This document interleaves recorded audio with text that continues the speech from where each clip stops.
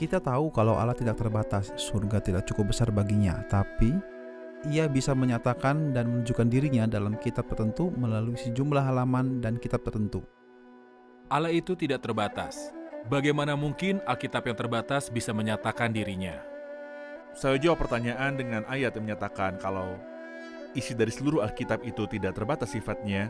Aku melihat batas-batas kesempurnaan, tetapi perintahmu itu luas sekali. Aku melihat batas-batas kesempurnaan. Firman Tuhan tidak terbatas. Seseorang bisa menulis satu artikel per hari dan membahas mengenainya dalam sejarah ribuan tahun. Jika kita kembali pada 7 ciri yang baru kita bahas barusan, Alkitab menyatakan pada kita mengenai hal yang tidak ketinggalan zaman dan sifatnya kekal. Meskipun ditulis lebih dari 1600 tahun, isinya mengenai hal-hal yang tidak ketinggalan zaman. Hikmat yang ditetapkan Allah sebelum dunia dijadikan bagi kemuliaan kita, dan Dia membawa kita hingga ke masa kekekalan. Akan ada langit yang baru dan bumi yang baru, hari Tuhan ketika Ia akan menjadikan segala-galanya di dalam segalanya. Ya, ini adalah deklarasi yang tidak terbatas. Allah menyatakan kepada kita hal-hal yang tidak berkesudahan.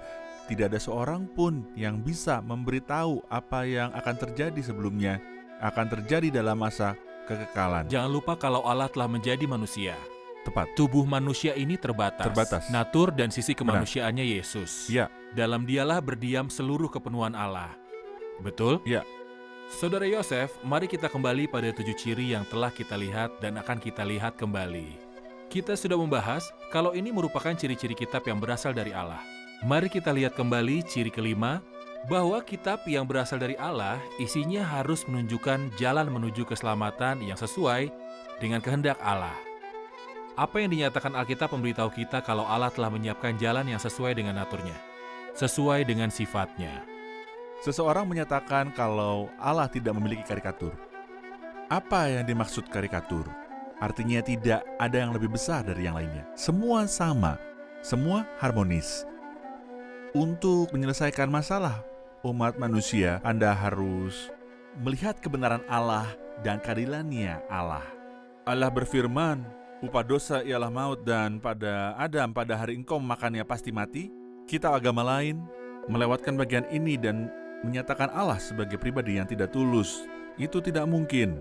Itu tidak mungkin. Itu yang kita maksud kalau hal itu tidak sesuai dengan sifat Allah, untuk berlaku tidak adil atau tulus. Apa yang menunjukkan natur Allah yang adil, tulus, dan mengasihi? Ketiga aspek ini bisa ditemukan secara bersamaan dalam peristiwa penyaliban. Anda bisa menyadarinya kalau penyaliban bukan hanya ajaran Kristen yang muncul di Perjanjian Baru, tapi hal ini muncul dari kitab Kejadian hingga kitab Wahyu melalui sistem kurban. Apakah kurban binatang bisa menyucikan dan juga melepaskan? Tidak. Kita tahu kalau Yohanes Pembaptis bersaksi mengenai Kristus. Lihatlah anak domba Allah yang menghapus seluruh dosa dunia. Alkitab telah memberitahukan kepada kita jalan menuju keselamatan yang sesuai dengan sifat-sifat dari Allah. Itulah sebabnya mengapa kitab di agama lain dipenuhi dengan berbagai perintah. Tapi bagaimana saya mendapatkan jaminan akan diselamatkan? Karena faktanya jalan itu berdasarkan amal ibadah saya, padahal itu tidak mungkin sempurna. Tapi kekristenan menyatakan mengenai amal ibadah yang 100%. Kristus yang bergantung di atas kayu salib telah berseru, sudah selesai.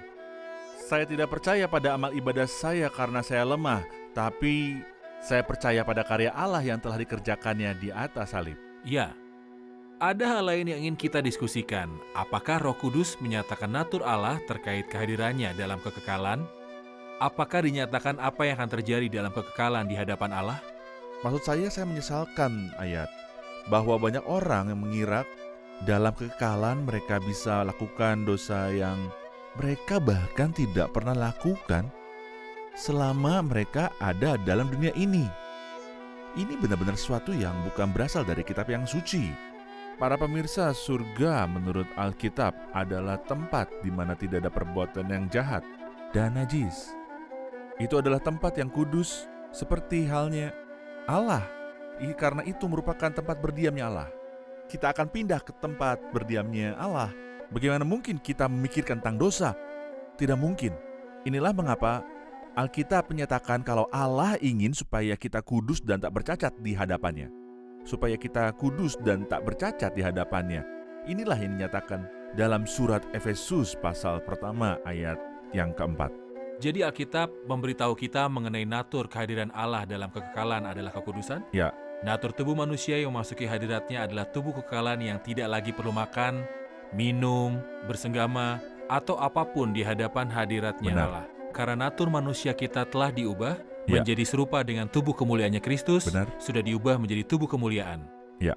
Terima kasih Saudara Yusuf, Tuhan berkati. mari kita rangkum kembali apa yang disampaikan para hadirin. Jelas acara hari ini bawa banyak manfaat bagi kita. Apa saja manfaat yang sudah kita dapatkan? Alkitab terus mengubah manusia, karena firman Tuhan itu hidup dan berkuasa, lebih tajam dari pedang bermata dua. Alkitab mengubah kematian menjadi hidup, dari kegelapan menjadi terang, seperti api dan palu yang menghancurkan batu. Hanya kitab yang suci yang bisa disebut sebagai Alkitab. Kitab lainnya tidak bisa menggunakan al karena tak sempurna. Alkitab karena ini adalah kebaikannya Allah. Alkitab adalah kitabnya Allah. Alkitab menyatakan Allah dan segala sifatnya dengan cara yang sesuai dengannya. Juga menyatakan kebobrokan umat manusia dan cara Allah menyelamatkan mereka. Alkitab telah mengubah moral para pembacanya. Ya. Benar, terima kasih, Tuhan memberkati. Terima kasih Saudara Yosef. Tuhan berkati. Saya bersemangat untuk episode selanjutnya.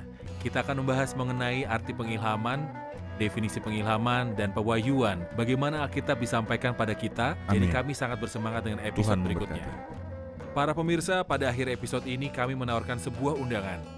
Kitab ini adalah kitabnya Allah, yang melaluinya kita bisa secara langsung bertemu dengannya dan firman-Nya yang hidup. Firman yang telah mengubah banyak bangsa dari segala zaman dan juga begitu banyak pribadi. Firman ini sanggup mengubah para pembunuh menjadi orang kudus, orang yang cemar menjadi orang kudus. Firman yang hidup yang telah memberikan banyak pengharapan yang berakar di hati penerimanya. Juga isinya mengenai sebuah masa depan yang menjanjikan. Mereka juga telah melihat kekudusan Allah dalam kekekalan. Firman ini telah menjadikan orang-orang yang biasa menjadi orang-orang yang kudus. Dipanggil dalam kebenaran dan hidup dalam kebenaran. Anda juga bisa mengalaminya jika Anda menerima semua ajaran ini sebagai firman-Nya Allah. Jika Anda memiliki berbagai pertanyaan terkait Alkitab, teori pengilhaman, dan bagaimana Alkitab disampaikan pada kita, kirim pertanyaan Anda ke email info@semuakitabsuci.com, atau Anda juga bisa mengunjungi website kami, semuakitabsuci.com. Anda juga bisa mengirimkan pertanyaan Anda ke Facebook fanpage Semua Kitab Suci, atau bisa hubungi nomor telepon yang muncul pada masa jeda episode berikutnya. Sampai jumpa pada episode yang mendatang. Tuhan menyertai.